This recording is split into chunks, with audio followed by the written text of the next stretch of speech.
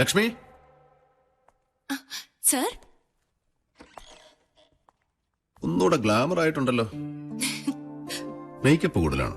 Sir, അതോ ഇനി വല്ല ലൈൻ ഉണ്ടോ പുതിയത്? സാറുള്ളപ്പോ വേറെ ആരെങ്കിലും ലൈൻ അടിക്കാൻ പറ്റുമോ? ഞങ്ങളൊന്ന് പ്രേമിച്ചോട്ടെ. ആയിക്കോട്ടെ സാർ. വാ.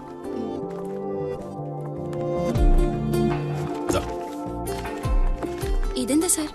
ലവ് ലെറ്റർ വായിച്ചു നോക്ക്.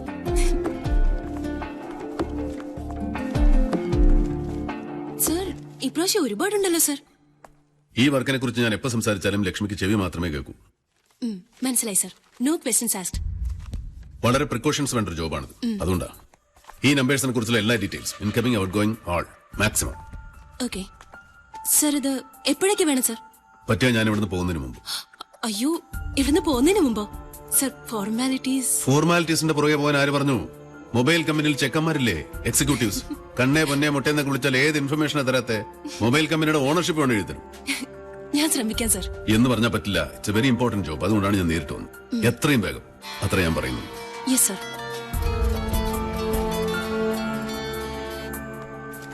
Aircel, Airtel, Vodafone, Reliance, idea എല്ലാം ഉണ്ട്. ഫോർമാലിറ്റീസ് ഒന്നുമില്ലാതെ എങ്ങനെ ലക്ഷ്മി? മൊബൈൽ എക്സിക്യൂട്ടീവ്സിനെ കുട്ടാമുട്ടേന്നൊക്കെ വിളിച്ച് എങ്ങനെങ്കിലും അങ്ങനെ സാറ് പറയുന്നത്. Can do it fast.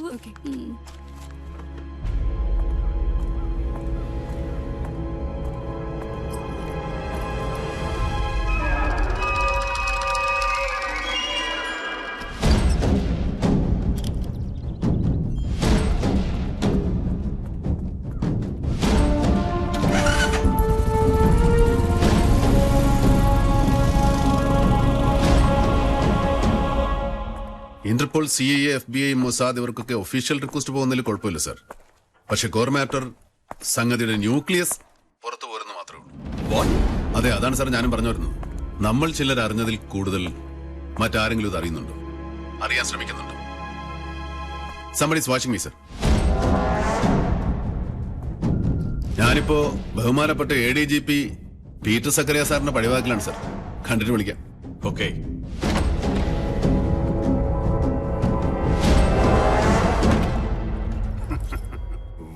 പണ്ട് നീ എന്റെ കീഴിലുണ്ടായിരുന്ന കാലത്ത് ഞാൻ ദിവസവും 2 പ്രാവശ്യമല്ലേ യൂണിഫോം മാറിയിരുന്ന്. ഇപ്പം ആ സ്റ്റൈലൊന്ന് മാറ്റി 3 പ്രാവശ്യമാക്കി.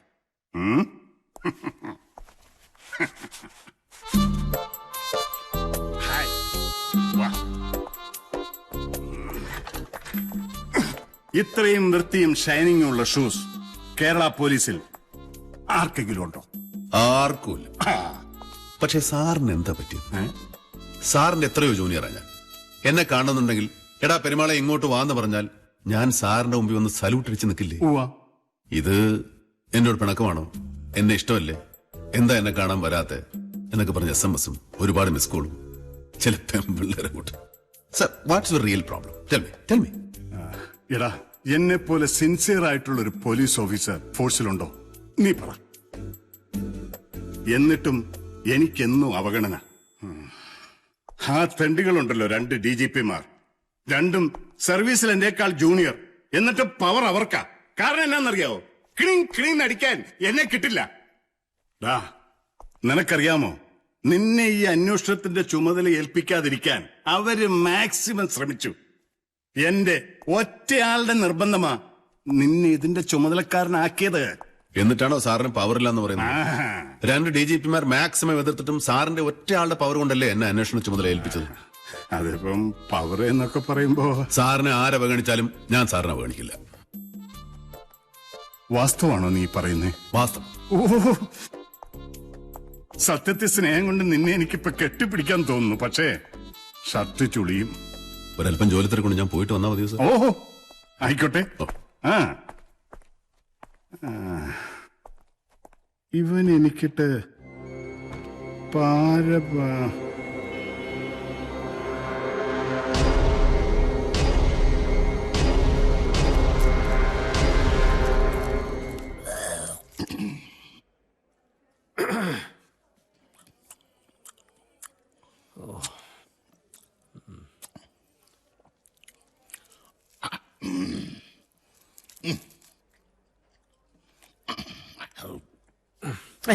അലമ്പ് എവിടെ കണ്ടാലും തൂത്തോണം. സ്വാമി ഒറ്റ ഒരുത്തന്നെ സെക്രട്ടറി മൊത്തം തുപ്പി തൂറി നാശാക്കി വെച്ചിരിക്കുന്നു. എവിടെ ലിസ്റ്റ്? എനിക്ക് പോയിട്ട് ധൃതി ഉണ്ട്. നടക്കില്ല അരവിന്ദ, നടക്കില്ല. അരവിന്ദനല്ല, ഇനി ആര് വന്ന് ചോദിച്ചാലും CM-നെ വിസിറ്റ് ചെയ്തവരുടെ ലിസ്റ്റ് തരാൻ പറ്റില്ല. ഉത്തരവാദിത്വപ്പെട്ടവർ റിട്ടേൺ ആയിട്ട് എഴുതി തരണം. അതെവിടെങ്കിലും തുപ്പി തൊലയ്ക്കും. അല്ല വേണ്ട, ഇതിനകത്തോട്ട് നിക്ഷേപിക്കും. സ്വാമി അത് ജാട കാണിക്കാതെ ലിസ്റ്റിംഗ് തന്നെ. Nothing doing. ഞാൻ പറഞ്ഞത് എനിക്ക് മനസ്സിലായില്ലേ? വിസിറ്റേഴ്സിന്റെ ലിസ്റ്റ് തരാൻ പറ്റില്ല, പറ്റില്ല, പറ്റില്ല. വേണ്ട വേണ്ട വേണ്ട, താൻ അതുകൊണ്ട് എന്റെ പുറകെ നടക്കും. വാങ്ങിച്ചോ വാങ്ങിച്ചോ വാങ്ങിച്ചോ എന്ന് പറഞ്ഞു. അതിനുള്ള പണി ഞാൻ തനിക്കിട്ട് വെച്ചിട്ടുണ്ട്.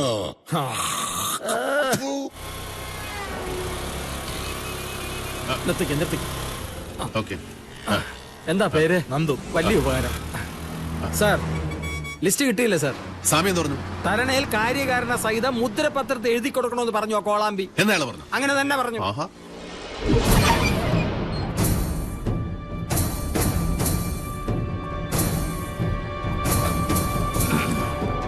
നമസ്കാരം.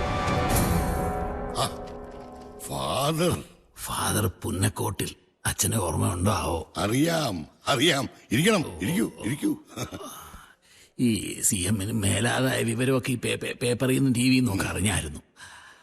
കർത്താവിന്റെ കൃപ കൊണ്ട് രക്ഷപ്പെട്ടല്ലോ. ഓഫീസിലൊക്കെ വരാൻ തുടങ്ങിയായിരുന്നു?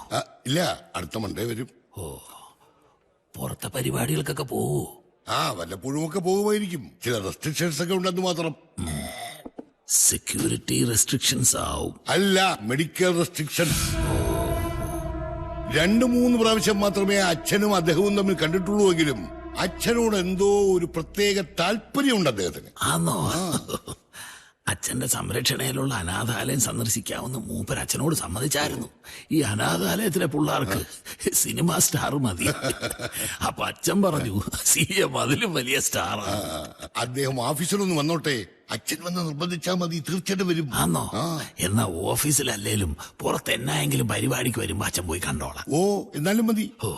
അങ്ങനെ അന്നേ സാറിന്റെ നമ്പർ ഒന്ന് തരാവോ? അച്ഛൻ വിളിച്ചോളായിരുന്നു. അപ്പൊ അദ്ദേഹത്തിന്റെ പ്രോഗ്രാം പറഞ്ഞാലും മതി. അതെന്താ, തരാമല്ലോ. വലിയ ഉപകാരം. സാറിനെ പോലെയുള്ള നല്ല ആളുകൾ സർക്കാരിലും ഉണ്ടല്ലോ.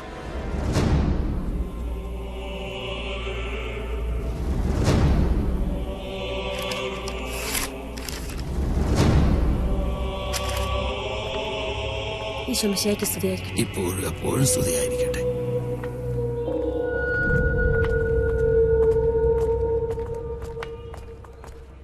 നമസ്കാരം. നമസ്കാരം.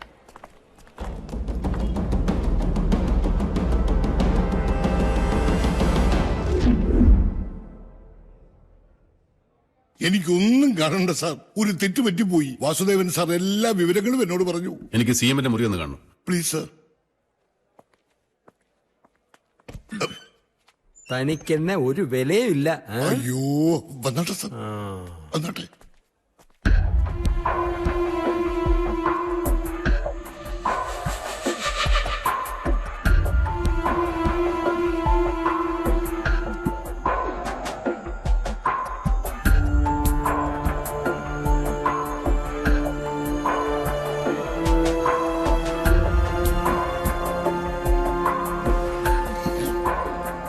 അദ്ദേഹം എന്തിനാ ജനൽ തുറന്നു നോക്കുന്നേ? അത് പെട്ടെന്ന് ഈ ഓഫീസിന് തീ പിടിച്ചാൽ CM-ന് ജനൽ വഴി എടുത്ത് ചാടി ഓടാൻ പറ്റുമോ എന്ന് പരിശോധിക്കുക.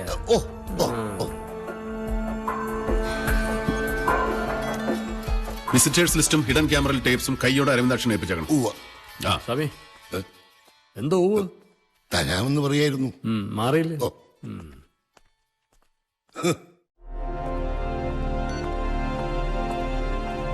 ലക്ഷ്മി, ഞാനാ. Meet me immediately in my office. ആയിക്കോട്ടെ സർ. Fine.